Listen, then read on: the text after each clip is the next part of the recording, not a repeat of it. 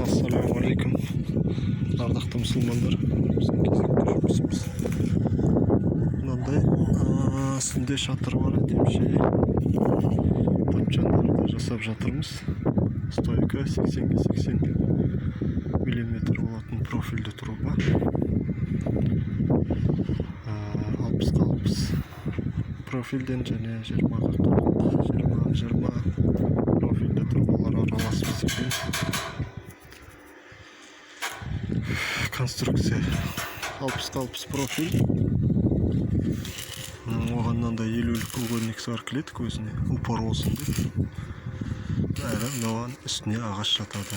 Үстін полдаған кезде осының үстіне ағаш жатып жүріп ортасында мынандай 50-ге 50 угольникті араларына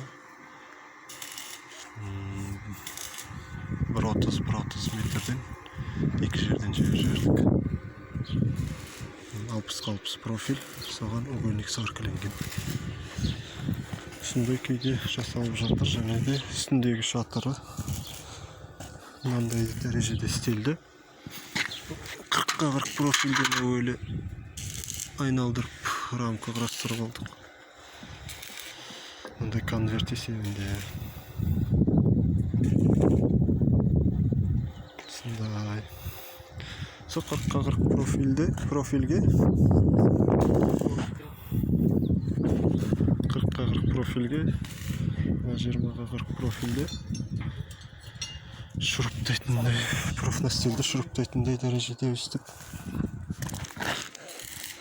құрастырдық. Енді осыны жерде құрастырып алдық. Бояу шашып, осы 4 столбыға кигізіп дәнекерлейміз. Қазір біткен күйін көрсетем.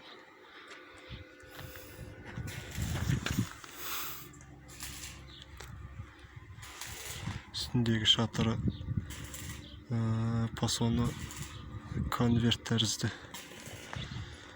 Үстінде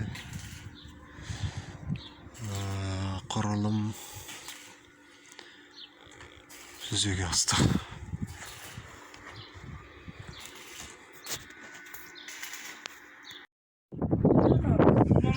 Осындай